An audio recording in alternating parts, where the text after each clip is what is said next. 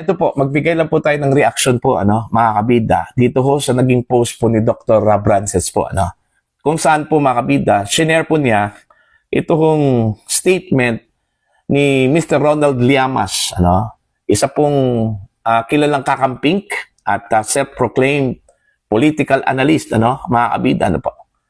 May statement kasi itong si Llamas patungkol ho sa 2028 presidential elections, mga kabida, po. Mantakin nyo, ang sabi niya dito, ako na nagsasabi, pag si Lenny as president, si BBM as vice president, pag nagsama-sama sa 2028, tapos na ang election.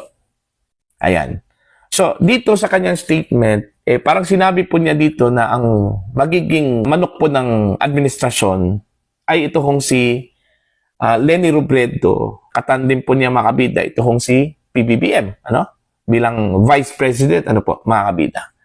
So, dito sa statement na ito, malinaw po mga kabida na meron talagang collaboration, merong alliance, ito kong kakampings, at ang Marcos administration, mga kabida. Kaya siguro, yun din yung rason kung bakit medyo nahihirapan po ang kakampings na manawagan po ng Marcos resign, mga kabida, Nung kasagsagan po ng flood control project scandal, Diba, kung maalala po ninyo, may mga sunod-sunod na mga rallies po, mga kabida.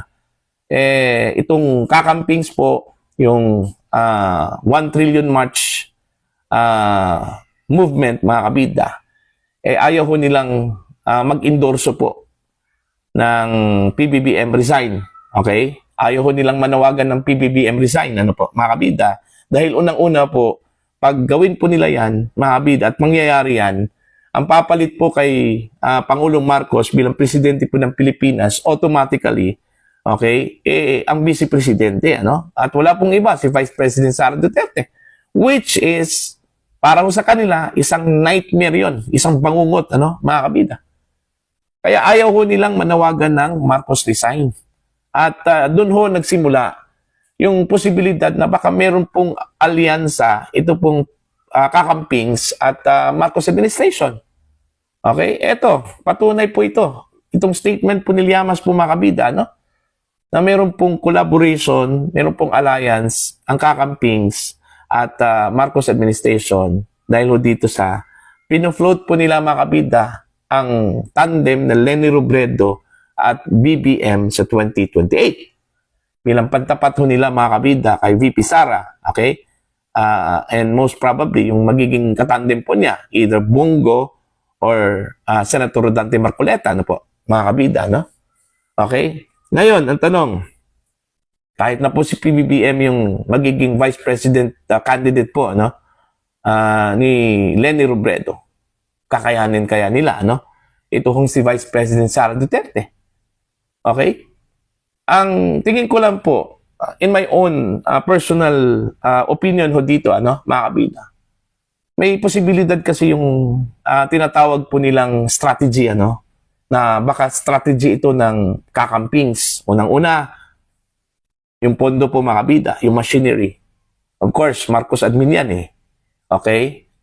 Kasalukuyang presidente po ng Pilipinas. Of course, nasa kanila yung machinery, Okay? Advantage yan sa kakamping po, mga kabida, kung kukunin po nila si PBBM bilang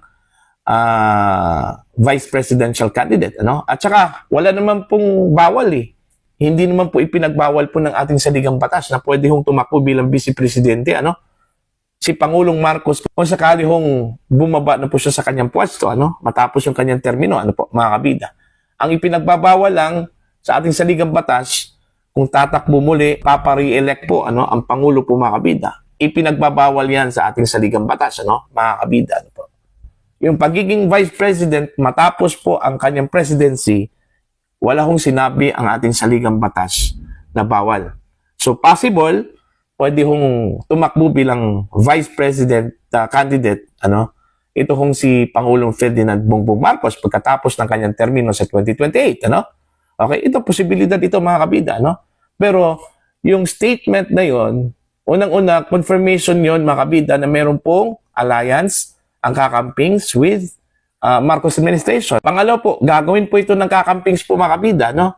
Para magkaroon po sila ng political machinery advantage, ano, mga kabida, over Vice President Sara Duterte, ano pa. Okay?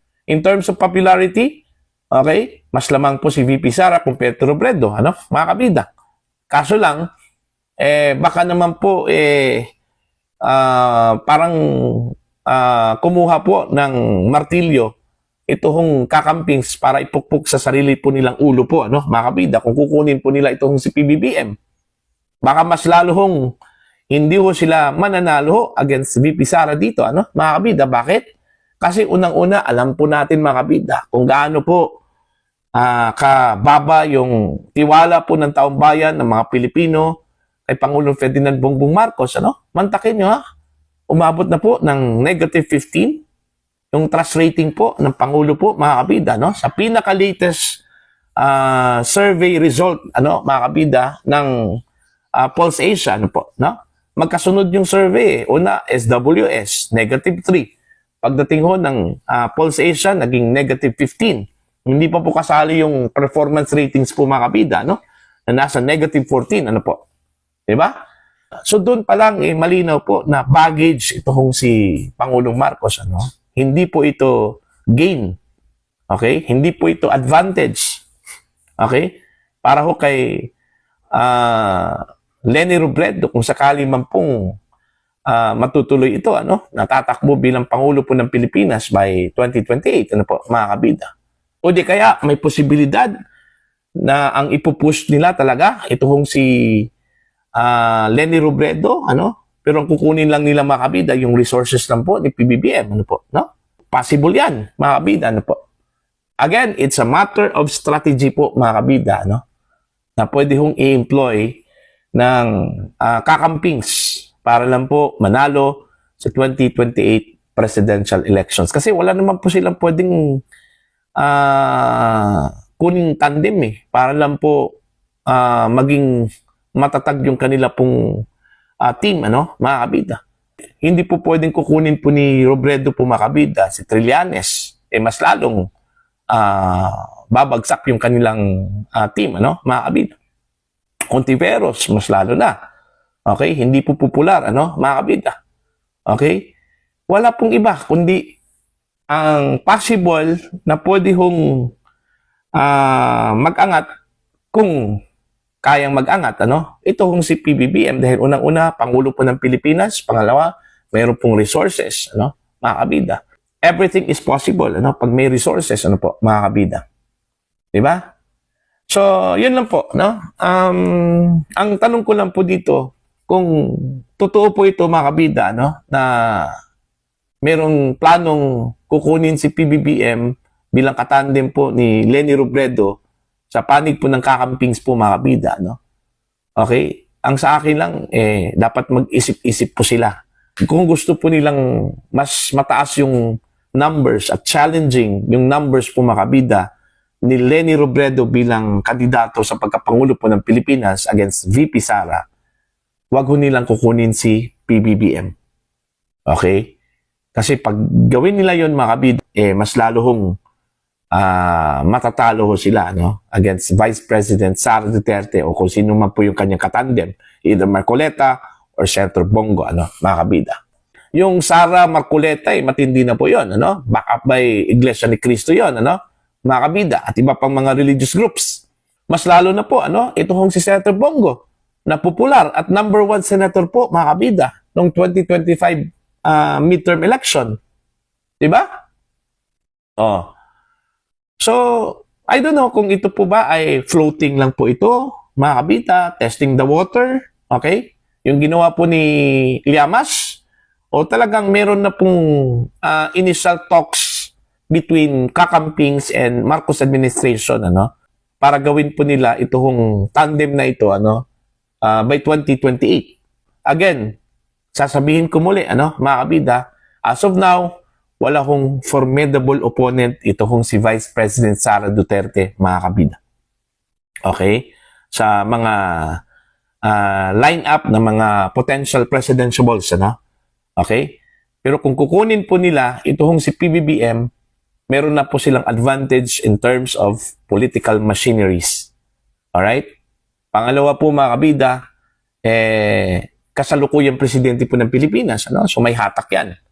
Okay? Pero dun ho sa kanyang mga kalyado, sa kanyang mga supporters. Pero in general, malabo po eh. Kasi kung titingnan nga natin yung dalawang surveys,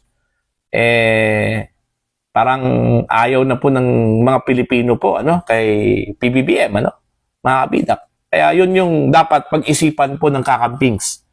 Kung talagang porsigido po sila na kukunin si PBBM bilang katandem po ni Leni Robredo, mga kabida, pag-isipan po nila yon. Kung tama ba yon, advantage ba yon para sa kanila, mga kabida, o disadvantage para po sa kanila. Okay? Unang balakid po dito, okay, kung papayag ba si Leni na tumakbo bilang Pangulo po ng Pilipinas, mga kabida. Diba?